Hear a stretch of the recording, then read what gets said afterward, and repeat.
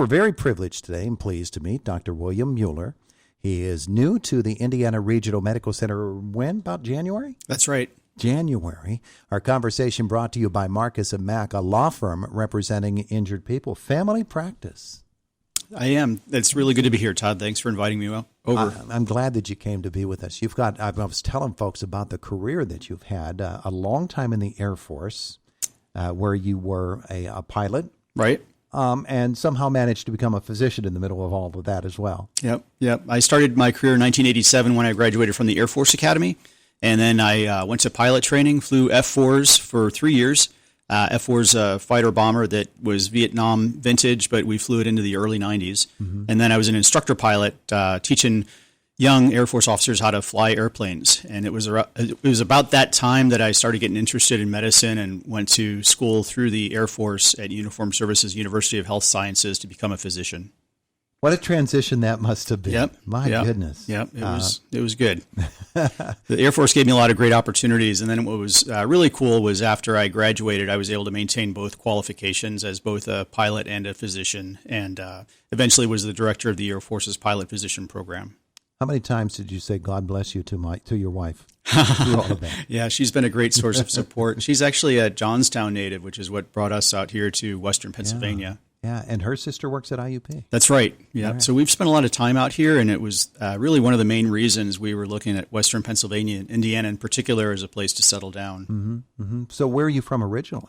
Originally from Rye, New York, and I started at the Air Force Academy in 1983. So it's been a while, but my roots are in New York. Yeah. Yeah. Well, it's so good to have you here in Indiana. Thanks. Family practice medicine is something that is, maybe a couple of years ago, people were saying, boy, we need more family practitioners.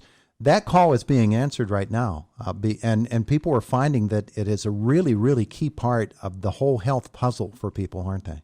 You're right. I'd like to say that family medicine has a family-centric approach to health. When you come into the office and see a doctor who's a family physician, it might not feel any different, but a good family physician should always be taking into account not just your particular health, but how it affects the people that you deal with, whether you're a husband, wife, mom, dad, or even if you're not married, for example, I always want to make sure that I'm keeping in mind the person's occupation and what they do beyond just their health. Mm-hmm.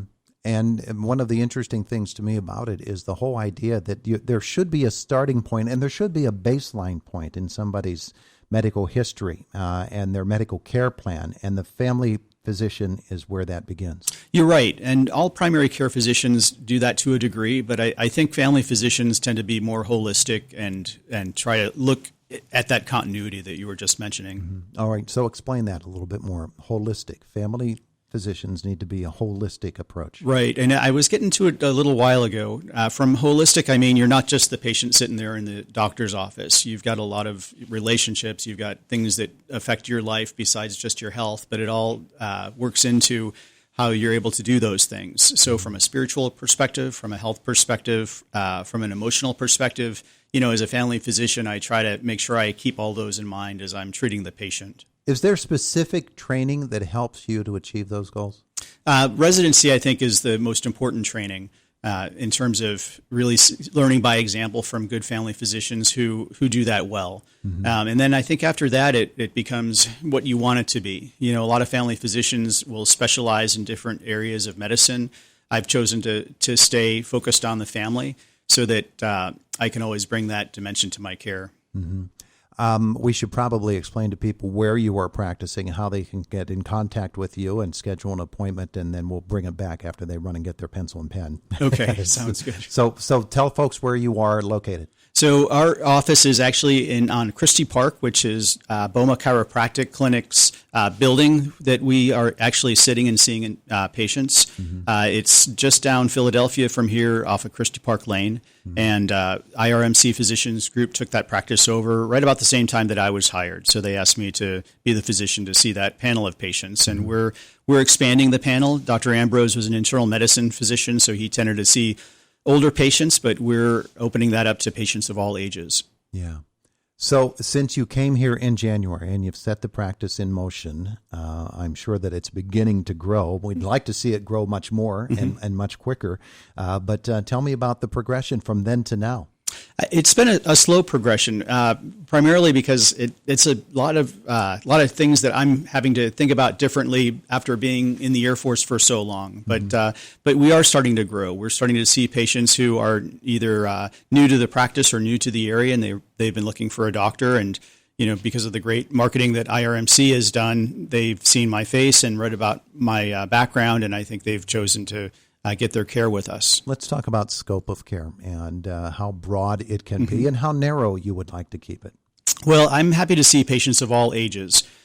With that, I also need to be sensitive to the fact that the office has to be set up to do that as well. So right now, I would say our primary focus is on bringing new patients in who are in their teens to any age in their adult life.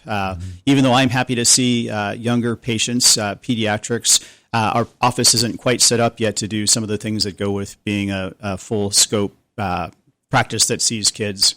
And as part of the IRMC Physician Group, of course, the how broad that a field that is and how many different specialists there are available. It really is kind of remarkable for an area this size to have so many different options available, isn't it? Right, I would agree. And that's one of the reasons I professionally wanted to come to Indiana was IRMC is a fantastic medical capability in town. The Physicians Group is a really good group of docs. I'm friends with a lot of them. I'm learning their names, learning how to refer people to them when I need more specialty-focused care. Mm-hmm. One of the interesting things to me when you talk about the group as a whole is the various skill levels, but also the various levels of age and experience.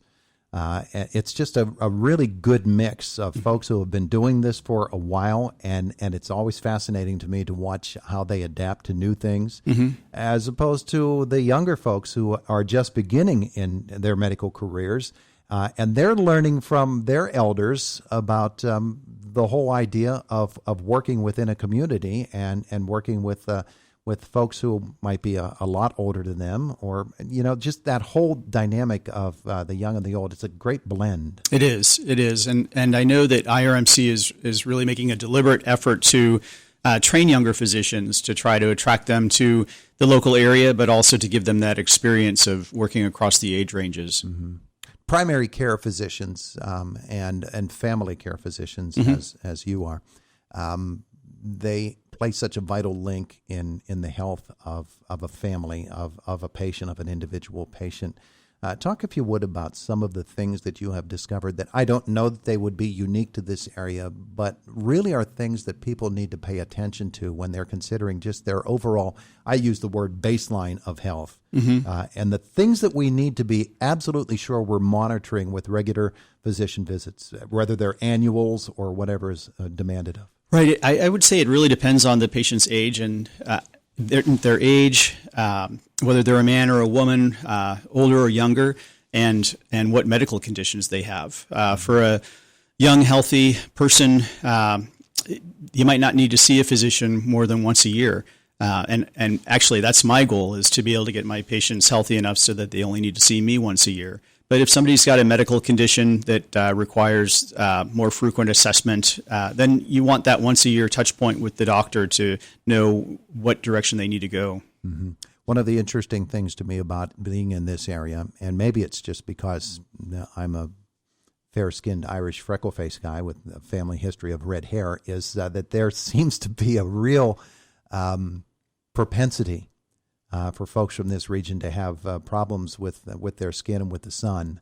And while we think of that being a dermatological issue, and it is, really that care starts at the family physician or the primary care physician level too, does it not? It can. I think that's that holistic perspective that you want all your doctors to have. And I think it comes a little bit more naturally to family physicians. But, I think from a preventive perspective, you're always talking about things like that, things like, balancing your time out in the sun with wearing good protection to keep yourself from having any problems.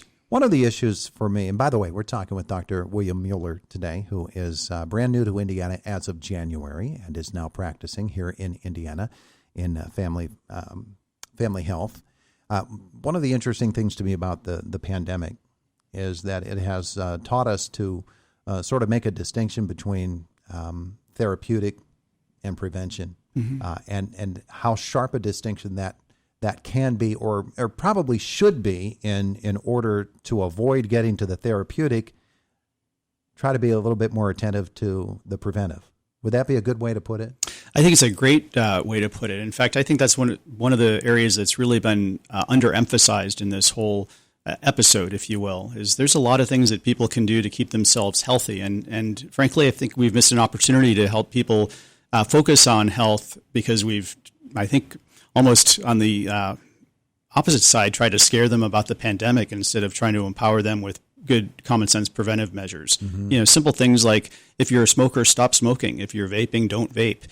If you're somebody that likes to be outside, be outside as much as you can, because the vitamin D that you get from the sun is really going to help your immune system fight off the infection. Eat well, stay hydrated.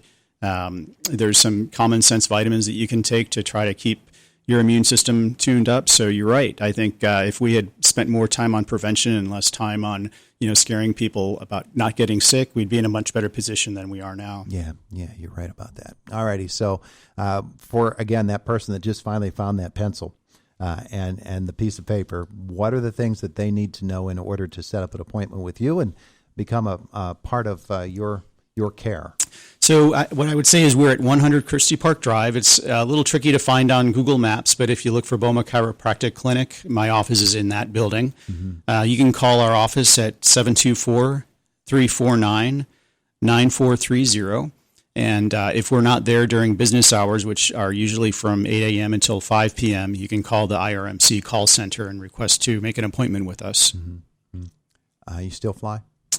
Not yet, but I'm working with the local Civil Air Patrol at the Jimmy Stewart Airport to try to get qualified and work with them to help young folks understand what the Air Force is all about. Yeah. And hopefully I'll get to do some flying with them.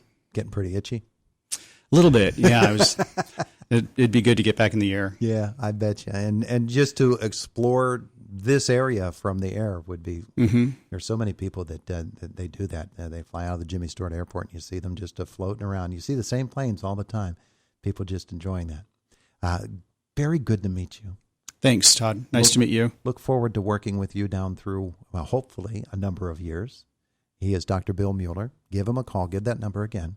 Sure. It's 724-349-9430. And meet him, and perhaps he is the physician for your family. It's 8:24 in the morning. It's the voice of Indiana County, WCCS 101.1 FM and AM 1160 FM and AM 1160